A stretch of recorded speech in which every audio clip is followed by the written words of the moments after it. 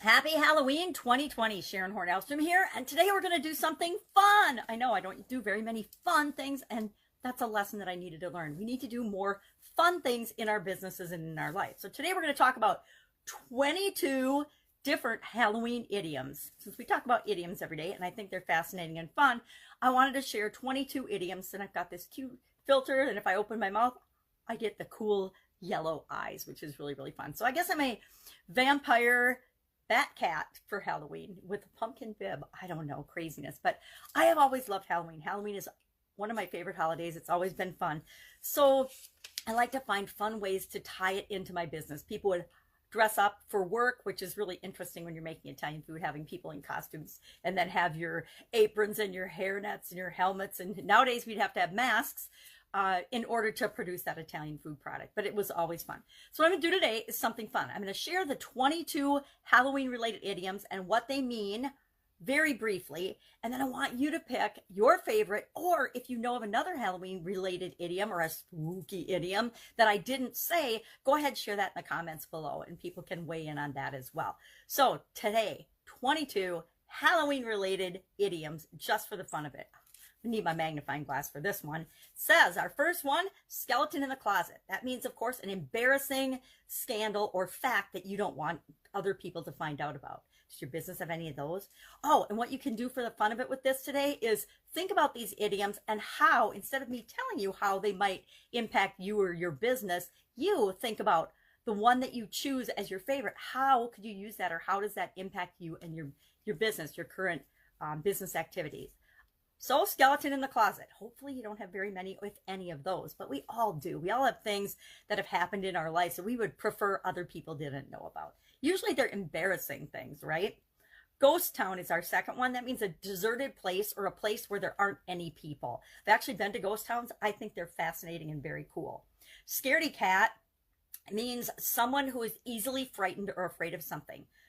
Scared stiff means to be very afraid, very frightened. Thrilled to death. I don't know. I guess I've probably heard this one, but I'm not super familiar with it, but it means to be very excited. Wouldn't say boo to a goose. Now, this is one I have never heard of. Wouldn't say boo to a ghost I've probably heard of. I don't think I've ever heard of wouldn't say boo to a goose. Goose, yeah, wouldn't say boo to a goose. And maybe because it's got a bit of an alliteration that people, it was popular. It's been around for a long time, apparently. But it means too scared to speak up or to say anything. We do know people that wouldn't say boo to a goose, right? That wouldn't speak up and won't share their mind. I don't suffer from that malady these days. Drop dead gorgeous, of course, means very good looking. Night owl means people that stay up really, really late at night. Dig your own grave means that you do something that you know is going to cause you trouble or problems down the road, or that is very likely to. Graveyard shift. Been there, done that, worked that for several years. The graveyard shift means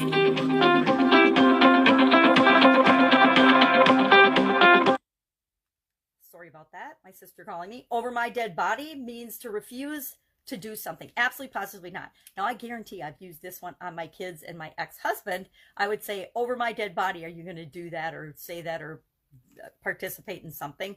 And I like to think that they didn't do it, but in some instances they did. And I didn't die. Oh, I guess I did that once too. Blood run cold means that you're so frightened that you feel cold all over.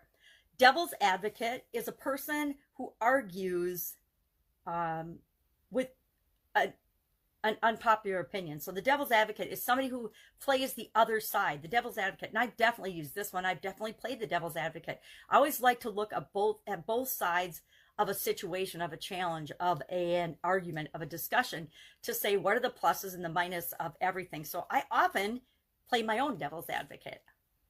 In cold blood means to act purposefully and ruthlessly. Don't like this one very much. To be in a ruthless manner in cold blood. I don't like this little cutie bat as much as I like the scary-eyed bleeding mouth one. Like a bat out of hell, I've definitely used this one.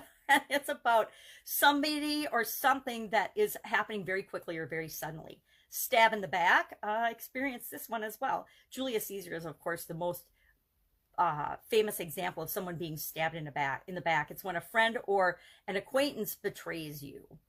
Witch hunt is a deliberate harassment of people with opposing views. Boy, there's a lot of that going on in the American political scene right now, right? Not a ghost of a chance means that there's little or no chance of something happening or occurring, or a project is probably going to fail. It'll be a cold day in hell. That's another one that's not on the list, but I've said that, hey, it'll be a cold day in hell before that happens.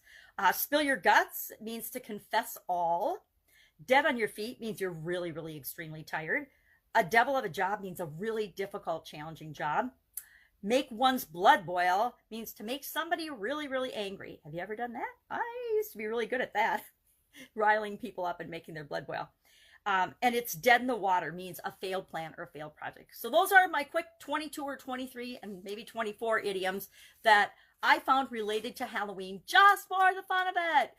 Vote for your favorite one below, or if you've got another one, share it. I thought of one or two while we were talking through the exercise. So also think about your favorite one, the one that you like the best, and how could you use it in your life or your business right now. Have a happy, scary, spooky, fun Halloween, and I'll be with you tomorrow with another interesting idiom. What does it mean? Where does it come from? And how might you use it in your life right now and your business to grow your business right now? Boo.